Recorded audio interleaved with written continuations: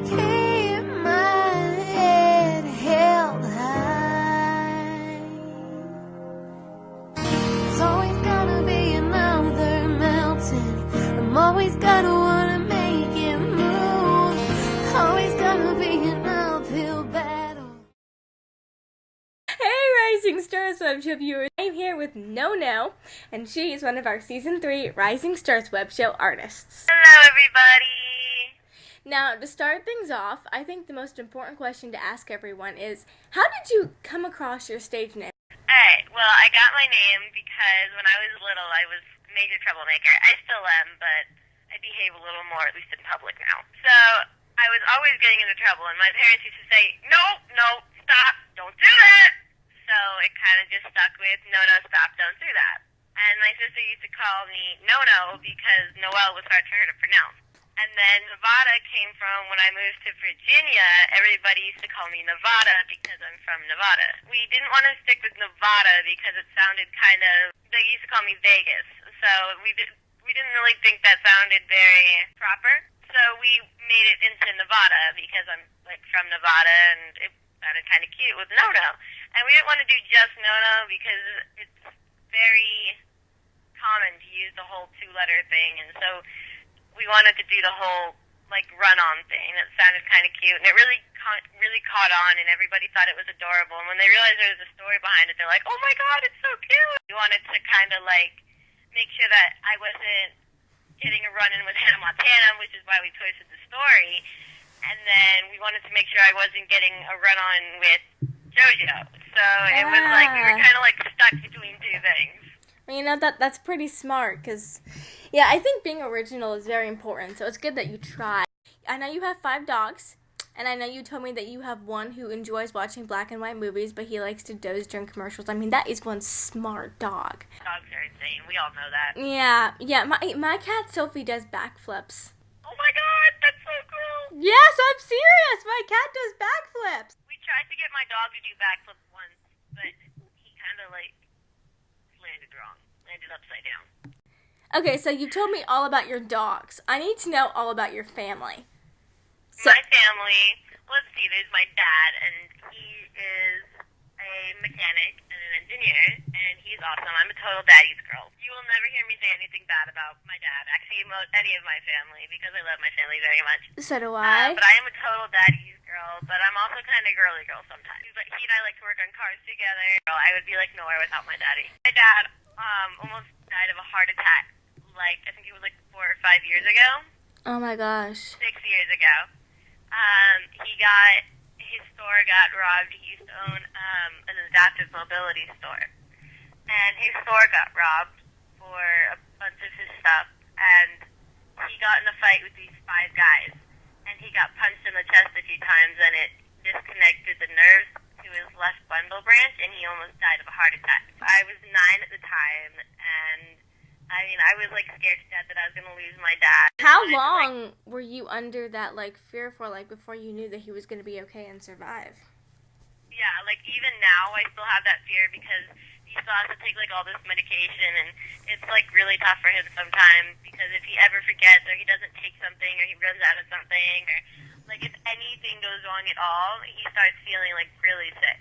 So it's like a constant fear of, like, is my daddy going to be okay? And I know that he's not going to live as long, and he's not going to, like, see me, he might not see me, like, have kids or, like, walk down the aisle or, so it's always, like, I want to make, like, the most of my relationship with my dad, like, all the time, because I never know if I'm going to lose him and when I'm going to lose him, so it brought me, like, a lot closer. Do you have, like, a guarantee that he'll die before, like, the normal time? Yeah, definitely. The heart attack took, like, all this time off of his life because it was so detrimental to his heart. It's like so scary, and sometimes you wake up and it's like the same thing with my sister because she has heart problems and she's special needs. She has Down syndrome, and when she was little she had open heart surgery.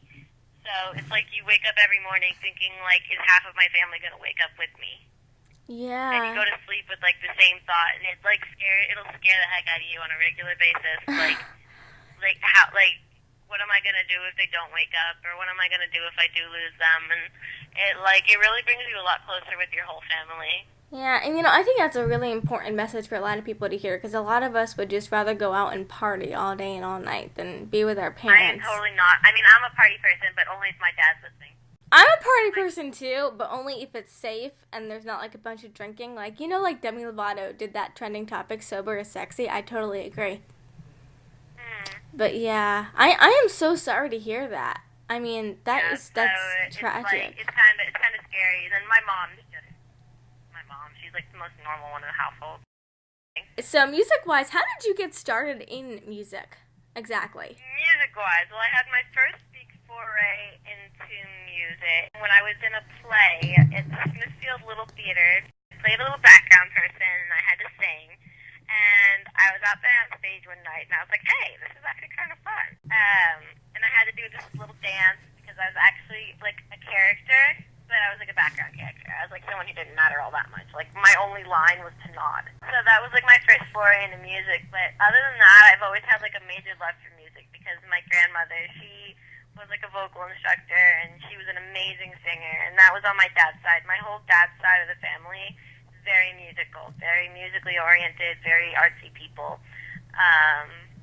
So that was like a big thing for me. Like growing up, I always had music in the house, and my parents had vinyl records and everything. And my grandmother, whenever she would come to visit, because she lived in New York and I lived in Vegas, whenever she would come to visit, she would bring me like a musical instrument. And I remember I've had this piano since I was like a little girl, since I was probably like 6 or 7, and I've had this little piano.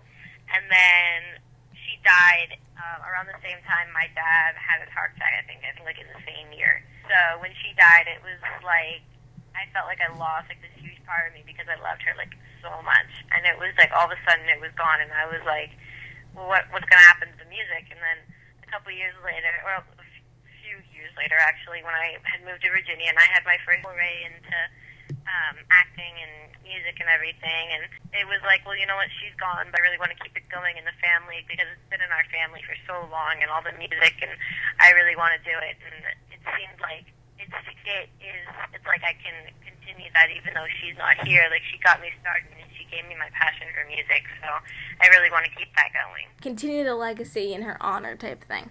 So do you write your own original music? I do, but none of it has been published yet.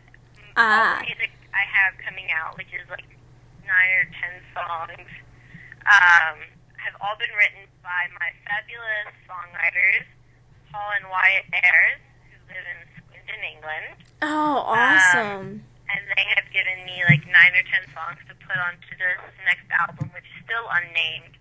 And so as soon as I start like earning more money or however that works, or as soon as my dad can, we're going to keep putting out the songs until we have an album or until I get signed and we can get with a label and have it produced. And so I have all those songs. I'm waiting to get them out. But they're going to be really cool. It's more stuff like Loving You. Some of it has like more of a rock sound to it, and some of it has way more pop. And so it's going to be like really interesting, the whole variety in there. That's awesome. I don't play any instruments, do you? No. I'm learning to play piano, and I want to eventually learn how to play drums and guitar. Do you attend events? I went to the Video Music Awards. I went to the after party because the tickets to get into those things are like, yikes. But I actually was at the TCAs. I was there. It was awesome with all the music and everything. Did you get to meet anybody? I sat right in front of Sterling Knight. So, like, the entire night we were talking. Oh, my gosh. You were sitting in front of the Sterling Knight from Starstruck and So Random. Yes. He and I were sitting right next to each other. I got to meet Tim Urban.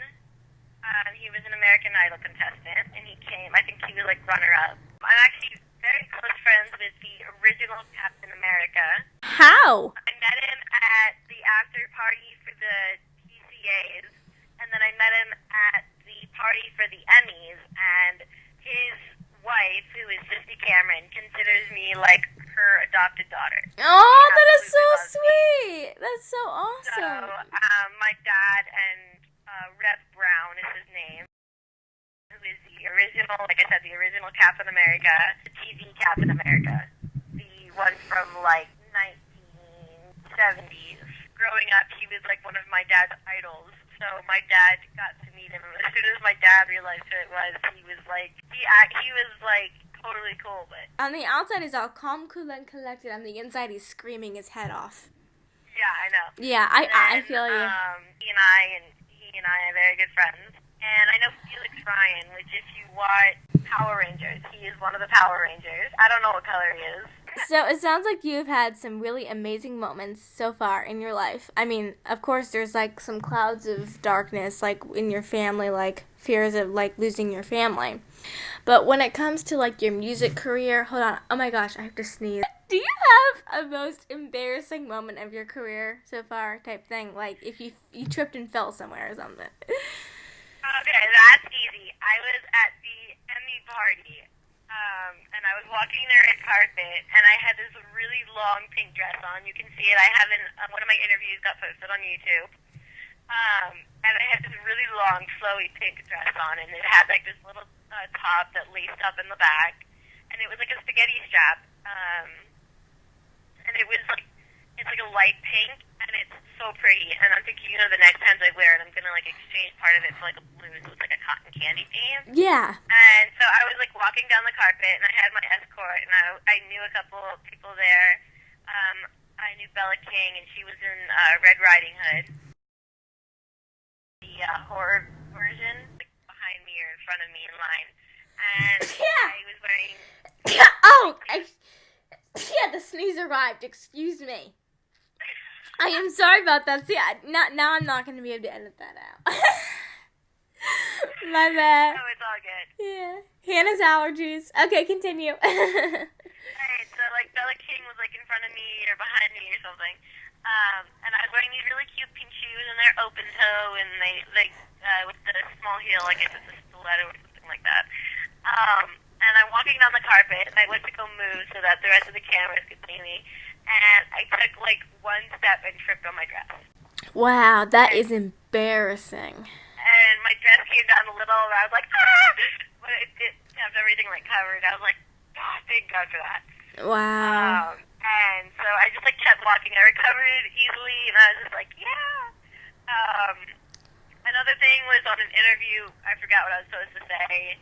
But I mean, like, there hasn't been all that much because I haven't been like too busy yet. But as I'm starting to get like busier, I'm starting to get more embarrassing moments to tell. Yeah. Well, I think I'm the one who had the embarrassing moment sneezing like that. But I think in another way, it also makes us human because despite what you see, no one is perfect at all. So. Exactly. That's why, like, people are always like, you have acne. And I'm a teenager. Oh my God, call the press. You just get it Like, because I we're always girls. felt like kind of like out of the normal because everybody around me has like clear skin, and like all the stars have like clear skin. So I always felt like really like abnormal, like how I didn't fit in at all. And then like I realized that like everybody wears makeup and everybody's hiding like some of Yeah. their skin, and like I really started to feel more normal. And so I think some of the stars should occasionally just like go out without makeup or be more human. And Yeah. they could like really more kids would really relate to that. I think it's really something that girls need to know, that you don't have to be perfect. And I mean, I know like celebrities are supposed to be perfect and like amazing all the time, but like me, I'll go out of the house without makeup on. I'll go out without my hair perfect. I will have my day off, whether paparazzi are there or not. I will have my day off. Do you have paparazzi chase you? Not very often. I've had it a couple times. It's been entertaining. Thank you so much to NONO Nevada for joining us on this season of the Rising Stars Webshow. I think this interview is probably the most laugh out loud I've had in a while, although most of them are really good. So thank you so much for joining us, and be sure to tune in next week for our next episode. Thank you, NONO. Thank you. There's always gonna be another mountain. I'm always gonna wanna make it move. Always gonna be an uphill battle. Sometimes you're gonna